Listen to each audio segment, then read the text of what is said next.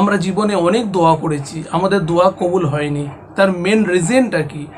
আমরা যদি আজকে জানতে পারি যে আমাদের রিজনটা কি, কী কারণে আমাদের দোয়া কবুল হচ্ছে না, আমরা জানার পরে ইনশাআল্লাহ আমাদের দোয়া কবুল হবে। এবং আমাদের যে ব্যাপারটা আমাদের সঙ্গে ঘটছে, যে দোয়া কবুল হচ্ছে না, এর প্রপারলি আমরা অ্যানালাইসিস করতে পারবো। আমাদের দোয়া কেন কবুল হচ্ছে না? আমরা অনেক ব্যথিত, এতবার দোয়া করেছি, দোয়া একদমই কবুল হচ্ছে না। এর উত্তরটা কোরআনে কারিমে আল্লাহ সুবহানাহু ওয়া তাআলা দিয়েছেন। সূরা বাকারা আয়াত নাম্বার 216। আল্লাহ রাব্বুল আলামিন বলছেন যে আসা আন তাকরাহু শাইআন ওয়া হুয়া খায়রুল লাকুম ওয়া আসা আন তুহিব্বু শাইআন ওয়া হুয়া শাররুল লাকুম। হতে পারে এটা যে তোমরা যেটা অপছন্দ করছো সেটাই তোমাদের জন্য কল্যাণকর, এবং তোমরা যেটা পছন্দ করছো সেটা তোমাদের জন্য অকল্যাণকর। ফর এক্সাম্পল, একজন খুব নামাজি মুসল্লি মানুষ, সে দোয়া করছে আল্লাহ রাব্বুল আলামিনের কাছে যে আল্লাহ আমাকে একটা BMW কেনার তৌফিক দান করো, আমি যেন কিনতে পারি। আল্লাহ সুবহানাহু ওয়া তাআলা তিনার দোয়াকে কবুল করলেন না। কেন? আল্লাহ রাব্বুল আলামিন জানেন যে তার দোয়াকে কবুল করে যদি তার হাতে আমি BMWটা তুলে দিই তাহলে কি হবে? সে অ্যাক্সিডেন্ট করবে এবং সে পঙ্গু হয়ে যাবে। এটা আল্লাহ রাব্বুল আলামিন জানেন, সেই জন্য তিনি দোয়াকে কবুল করলেন না। কেন? আল্লাহ রাব্বুল আলামিন বলছেন যে এটা তোমাদের জন্য, তোমরা যেটাকে পছন্দ করছো সেটা তোমাদের জন্য অকল্যাণকর। এটা কে জানে? একমাত্র আল্লাহ সুবহানাহু ওয়া তাআলা।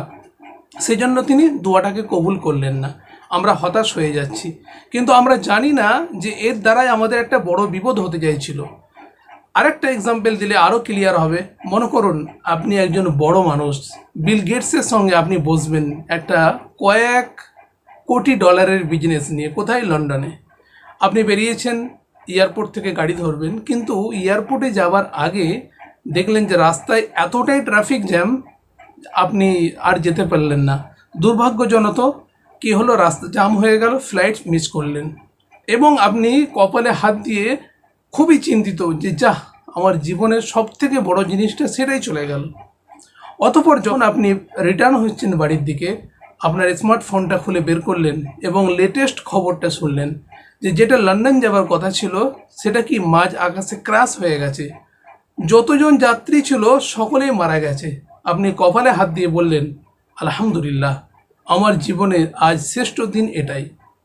বুঝতে পারছেন যে ট্রাফিককে আপনি অভিশাপ দিচ্ছিলেন যে এর কারণে আমার এত বড় ডিল নষ্ট হয়ে গেল, সেই ট্রাফিককে আপনি তখন স্যালুট জানাচ্ছেন, ধন্যবাদ জানাচ্ছেন, আল্লাহ রাব্বুল আলামিনের কাছে প্রশংসা করছেন যে আল্লাহ তুমি আমার জানকে বাঁচিয়ে নিয়েছো। তো ব্যাপারটা ঠিক এমন, আমরা জানি না আমাদের জন্য কি হবে। আল্লাহ সুবহানাহু ওয়া তাআলা বলেছেন ঠিক ওই আয়াতেই, আল্লাহু ইয়ালামু ওয়া আনতুম লা তা'লামুন। আমি যেটা জানি তোমরা সেটা জানো না।